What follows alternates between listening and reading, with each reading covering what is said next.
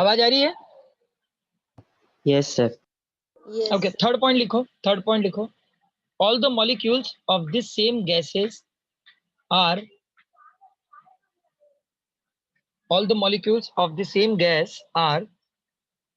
identical in shape, size and mass. All the molecules of the same gas are identical in shape, size and mass. Shape, size and mass. लिखे सबने? Shape, size and mass. Yes, sir.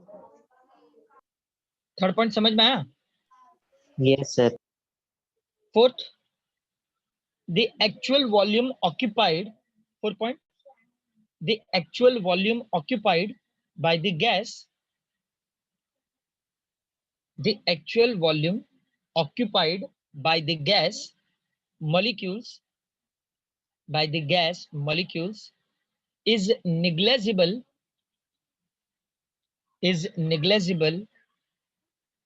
as compared to the total volume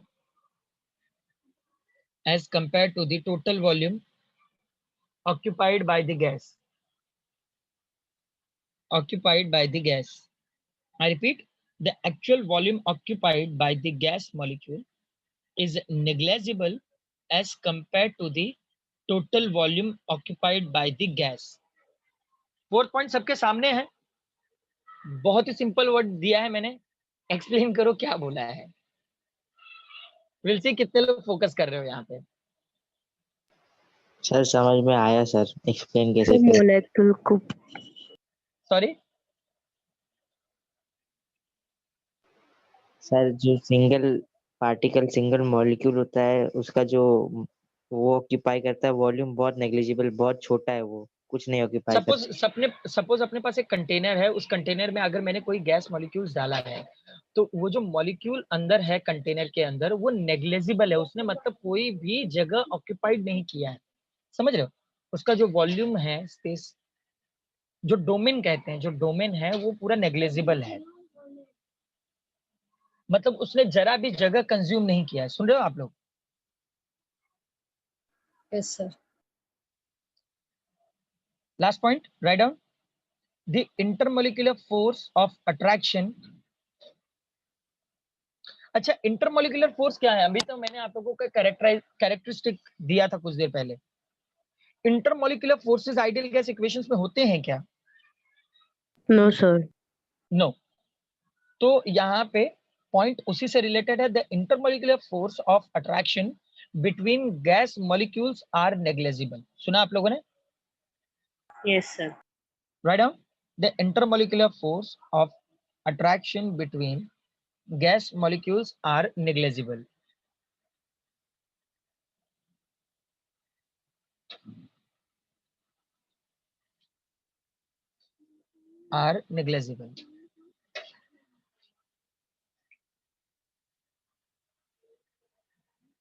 clear हुए points? ये point सारे समझ में आए? पांचों points देख लो।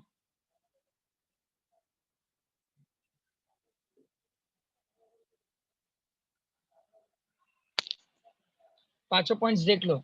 नेचर ऑफ गैस मॉलिक्यूल्स है। मोहम्मद, महालक्ष्मी, विराम, खुशी, प्राची, पॉइंट्स क्लियर हैं? गैस बहुत ही सिंपल पॉइंट्स दे रहा हूं जो याद रखने में इजी रहेंगे आप लोगों को। Yes, sir. Clear है। कोई डाउट है कि आगे बढ़े? सर आगे बढ़ते हैं। आगे बढ़ो। ओके, अब जरा देख लेते हैं कि random motion of gas molecules के क्या क्या टर्म्स एंड कंडीशन जनरेट होते हैं। रैंडम मोशन में क्या क्या पॉइंट्स है जरा वो समझ लेते हैं। सुनना है, लिखना नहीं है।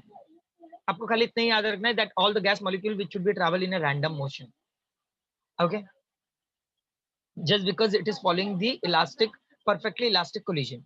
ओके, तो अब यहाँ पे कुछ पॉइंट्स अपने तरफ से आप लोग बना सकते हो, जैसे कि molecules are always in the state of random motion, that is they are moving in all possible direction with the all possible velocities.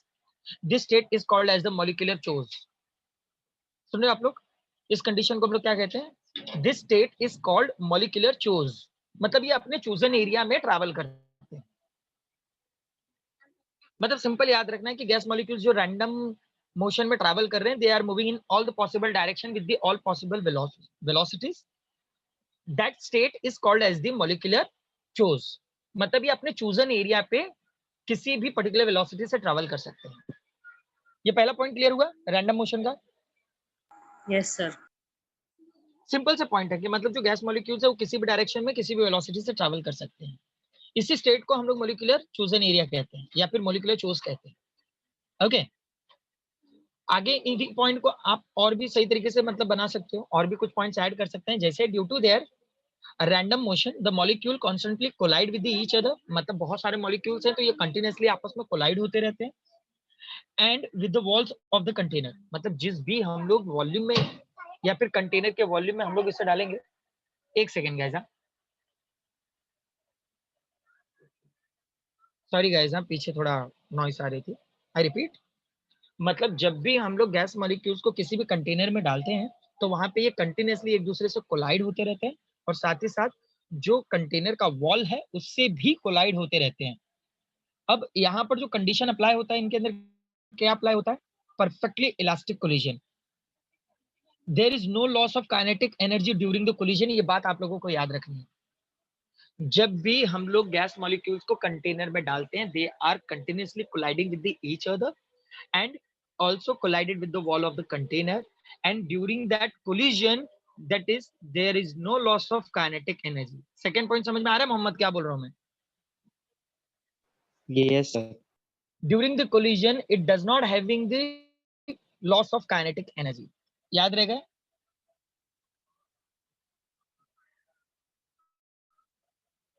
Yes sir. Mahalakshmi, खुशी, समझ में आ रहा है क्या पॉइंट था ये? हाँ sir.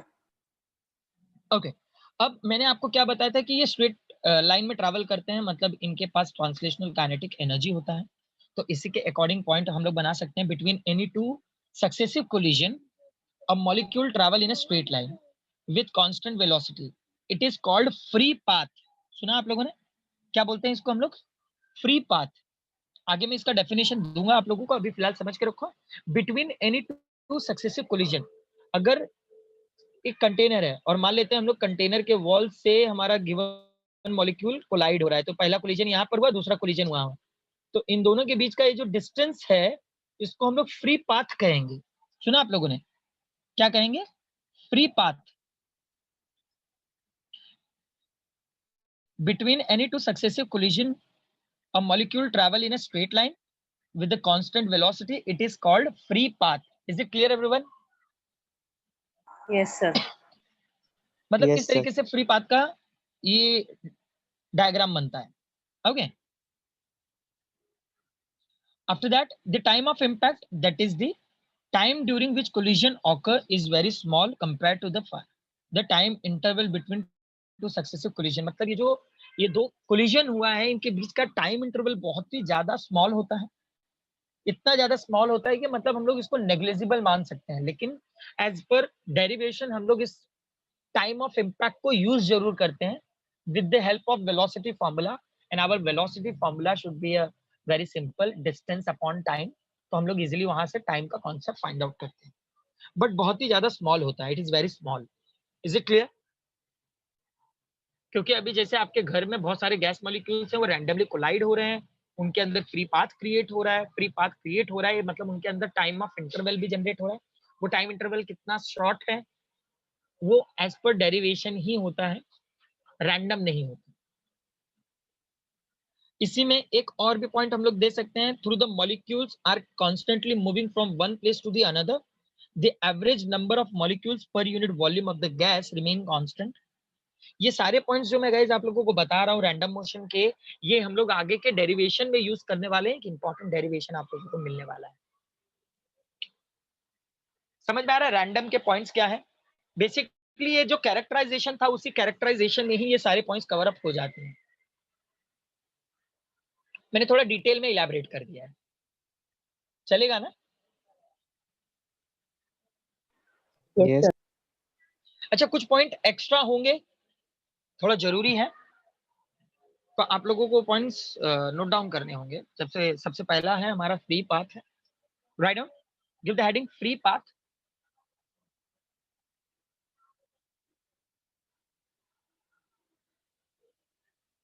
Give the heading free path.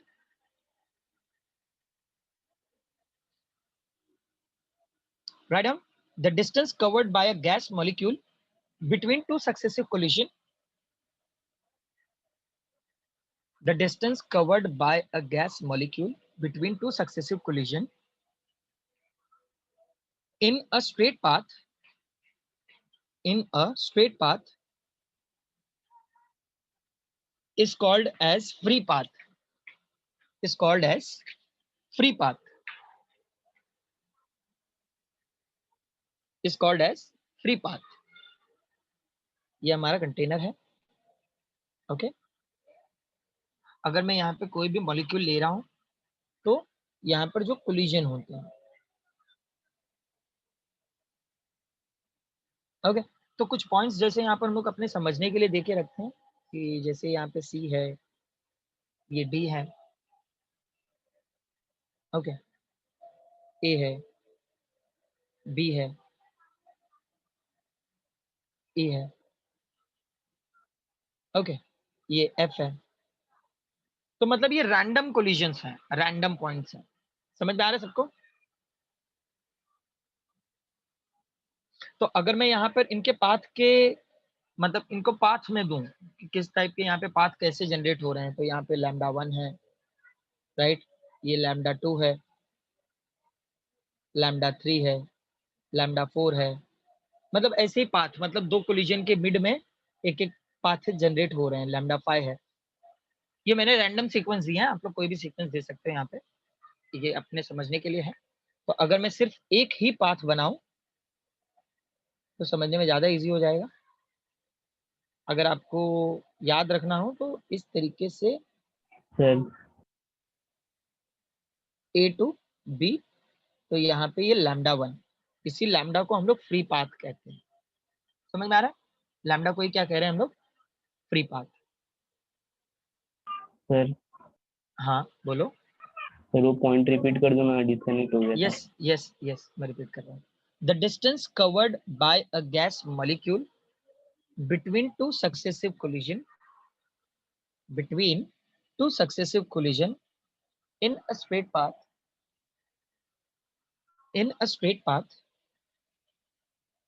is called as free path and it is denoted with the lambda. अगर डायग्राम बनाना है तो ये डायग्राम बना के रखो ताकि आप लोगों को पता रहे कि ये लैम्डा किस तरीके से दिखता है। Okay,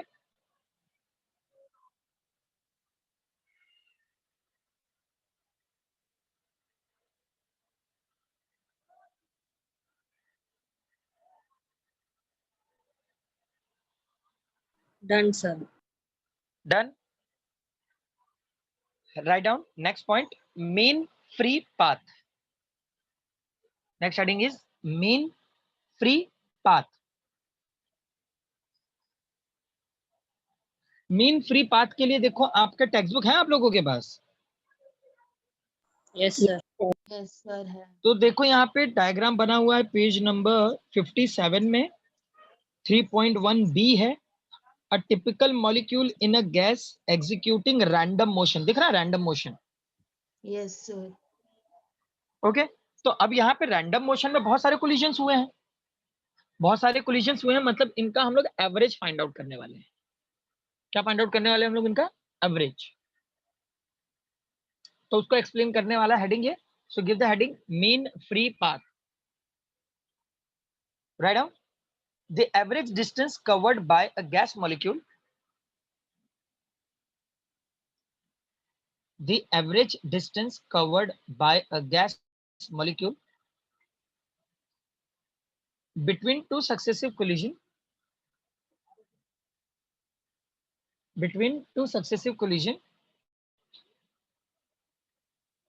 is called mean free path, is called mean free path, and it is having a formula that lambda, which is equal to lambda 1 plus lambda 2 plus so on plus lambda n upon, मतलब मैंने जो mean का आप लोगों को formula दे रखा है, adding all the number and divide by the number of quantity, is it clear? तो ये फॉर्मूला लिख लो आप लोग।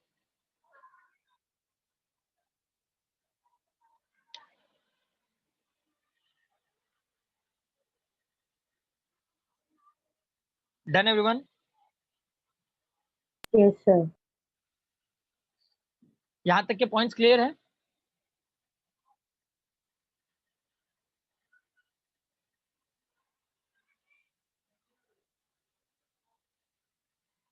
Yes sir. Yes, yes sir. और नो? एक सेकेंड गाइस। हाँ, what about other? What about other? खुशी, यस सर, खत्म हुआ। खत्म तो हो रहा है, लेकिन अब डाउट है तो पूछ लो, नहीं तो बाद में कंफ्यूज हो जाते हो आप। नहीं हर्षदा, सर। अंशुल, ओके। अब इसी के अकॉर्डिंग है, वेलोसिटीज भी हैं, क्योंकि ये पर्टिकुलर जो पाथ पे ट्रैवल कर रहे हैं, कोलिजन हो रहा है, तो हम लोगों ने यहाँ पर बोला हुआ था that particle which should be travel in all the possible direction with the all velocities. तो यहाँ पे वेलोसिटीज के भी कुछ पॉइंट्स बन जाते हैं। So write down first mean velocity, that mean velocity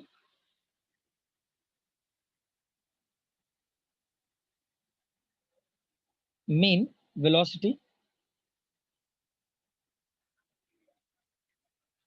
लिखा सबने? Mean yes. Velocity, mean velocity का हेडिंग मतलब डिनोटिंग पॉइंट ये लिख दो, v bar the arithmetic mean of velocities, the arithmetic mean of velocities of number of gas molecules, of number of gas molecules is called mean velocities. I repeat, the arithmetic mean velocities of number of gas molecules is called mean velocities. लिखा सबने?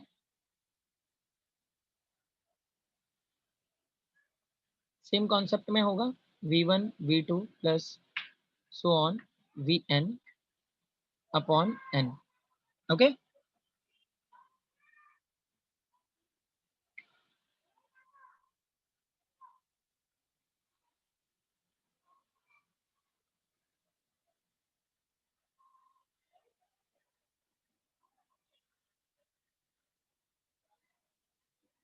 done everyone? Yes, sir. Okay, अब next heading mean square velocity, mean square velocity.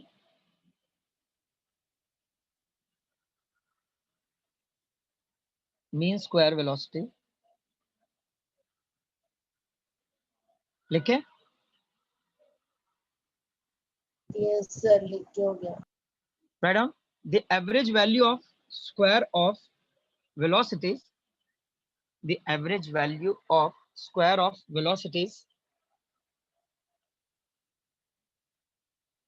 of number of molecules, the average value of square of velocities of number of molecules is called as mean square velocities, is called as mean square velocities. So v1 square plus v2 square plus so on vn square upon n.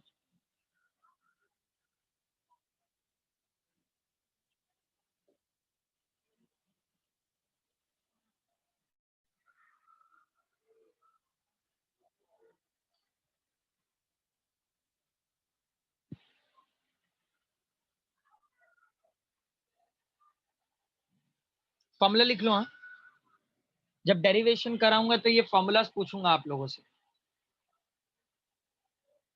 ये थोड़ा सा extra हो रहा है हाँ, लेकिन आपके derivations में काम आएगा ये।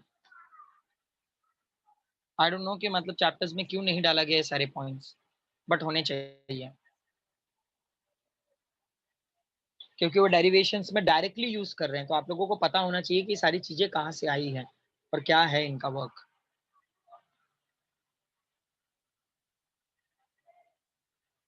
आगे बढ़े। Yes, sir. Next heading, root mean square velocity. Root mean square velocity.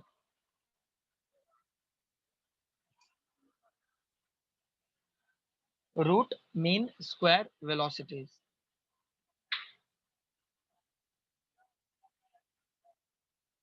Root mean square velocities.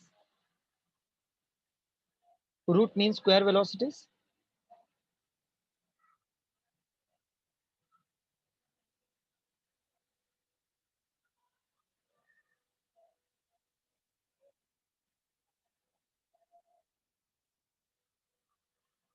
लिखे, the square root of the mean square velocities. The square root of the mean square velocities. The square root of the mean square velocities of number of gas molecules. Of number of gas molecules. I repeat, the square root of the mean square velocities of number of gas molecules is called what? Root means square velocity. Root means square velocity.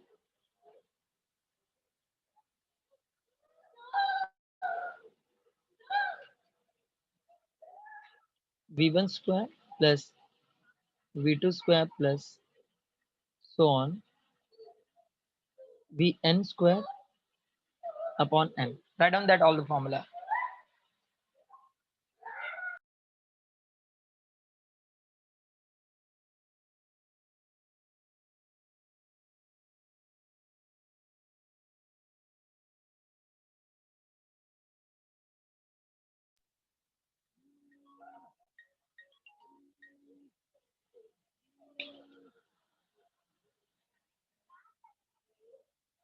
Done everyone?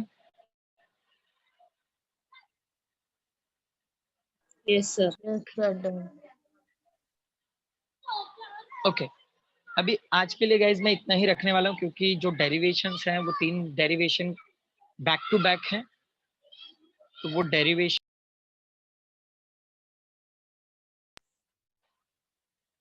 क्योंकि अभी time खत्म हो जाएगा और ये 3 derivation के साथ ही साथ मैं कुछ एक्स्ट्रा डेरिवेशंस आप लोगों को दूंगा, जस्ट तो वो आप एक बार उसको गो थ्रू कर लेना, आगे नीट और जेडबलई में काम आएगा। सुना सबने? Okay sir. मतलब ये जो 3 डेरिवेशंस होंगे वो तो मतलब है ही हैं, साथ ही साथ मैं कुछ और भी डेरिवेशंस आप लोगों को दूंगा जो आप लोगों को यूज करने हैं और मतलब उसको सॉल्व करके रखने हैं अपने पास, ताकि न्यूमेरिकल्स में आप लोगों को पता रहे कि वो फॉर्मूलाज कहाँ से जनरेट हुए। एक्चुअली आपके टेक्स्ट बुक से बहुत सारे डेरिवेशंस गायब हो चुके हैं, बट न्यूमेरिकल्स हैं, तो न्यूमेरिकल के बारे में पता रहने के लिए आपको डेरिवेशन एक बार गो थ्रू करना है, बस छोटे छोटे कॉन्सेप्ट हैं। सुना आप सबने? Yes sir. Yes sir. अभी आज के इस थ्योरेटिकल पॉइंट्स में कोई भी डाउट है तो क्लियर कर लो, क्योंकि अगले लेक्चर से गाइस इस चैप्टर के डेरिवेशंस में स्टार्ट कर दूंगा और मतलब सारे जो डेरिवेशन है वो बैक टू बैक होंगे तो ज्यादा बेस्ट होगा, आप लोगों को क्लिक होने में थोड़ा इजी हो जाएगा। समझ रहे हो? आज के सारे पॉइंट्स क्लियर हैं? सर आपने जो पॉइंट्स बोले थे ना बीच में सर रैंडम, तो एक बार रिपीट कर दो ना सर जाने से पहले, रैंडम मोशन के एक रिवीजन हो जाएगा।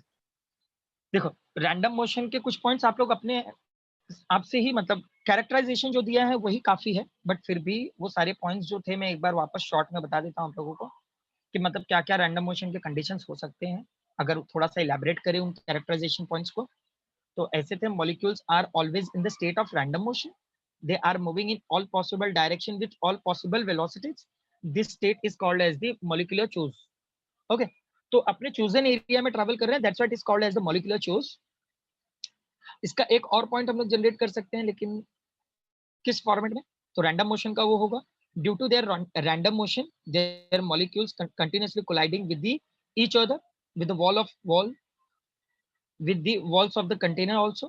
Such collision are perfectly elastic. मतलब जो आप लोगों ने कैरेक्टरिस्टिक का ही पॉइंट लिखा है वही है, खाली यहाँ पर एक चीज ये याद रखना है कि during the collision there is no loss of kinetic energy. Next point है, और अगर वहां पे काइनेटिक एनर्जी लूज भी हो रही है तो उसका कोई भी इंपैक्ट नहीं होता. नेक्स्ट पॉइंट में हो सकता है, आप लोग लिख सकते हो between two successive collision molecules travel in a straight line with constant velocity is called free path. Free path का आप लोगों ने ऑलरेडी डेफिनेशन लिख लिया है. एक और पॉइंट ऐड कर सकते हो, द टाइम ऑफ इम्पैक्ट, मतलब जो कोलिजन होने के बीच में जो टाइम होता है which is a very small. एक और पॉइंट यहाँ पे दे सकते हैं, through the molecules are constantly moving from one place to the another, the average number of molecules per unit volume of the gas remain constant. मतलब जो volumes हैं और जो उनके नंबर ऑफ मॉलिक्यूल्स होंगे, this all are a constant. Volume में changes नहीं होने वाले हैं, और उसके अंदर जो gas number of gas molecules हैं वो भी चेंज नहीं होने वाले हैं. This all are a constant.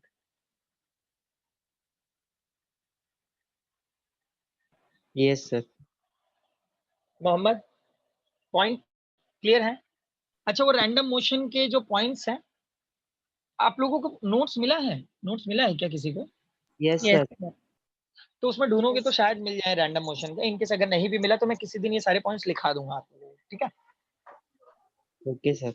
वैसे तो कुछ खास जरूरत नहीं है इन पॉइंट्स को, कुछ भी जरूरत नहीं है लिखने की. मैंने जो इंपॉर्टेंट कैरेक्टरिस्टिक्स थी वो दे दिया है, उसी पॉइंट को थोड़ा सा मैंने एक्सप्लेन किया हुआ है, बस समझ लो. Okay,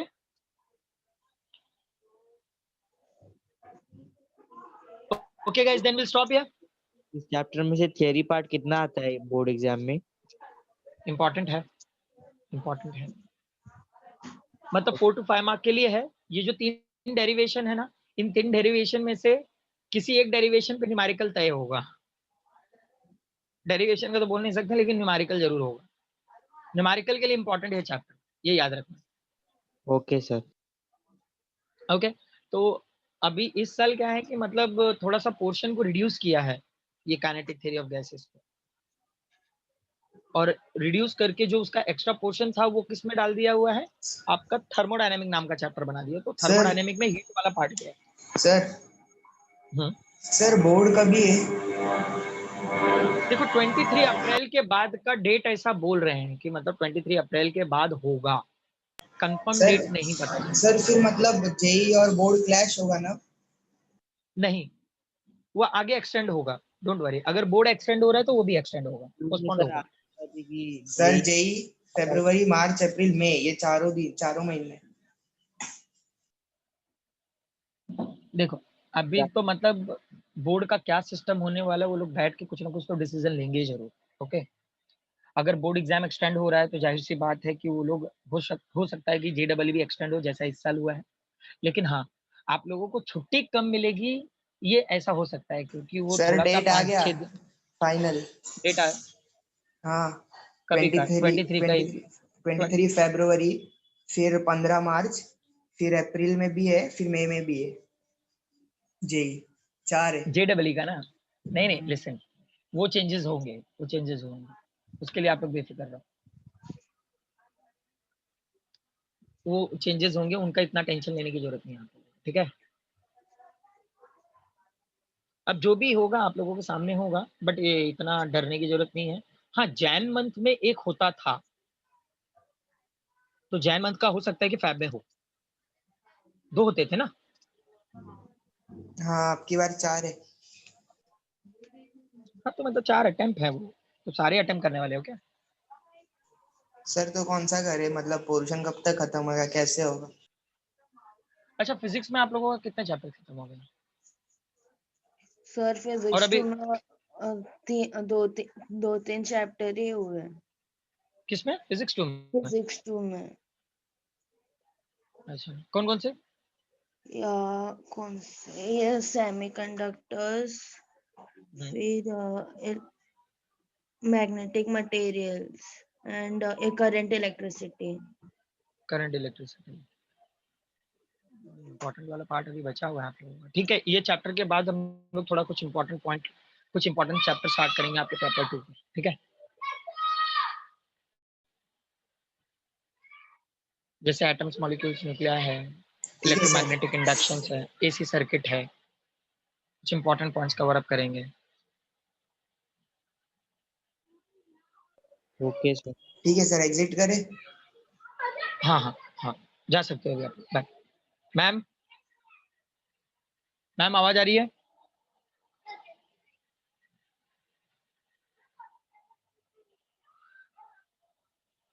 Vaishnavi ma'am,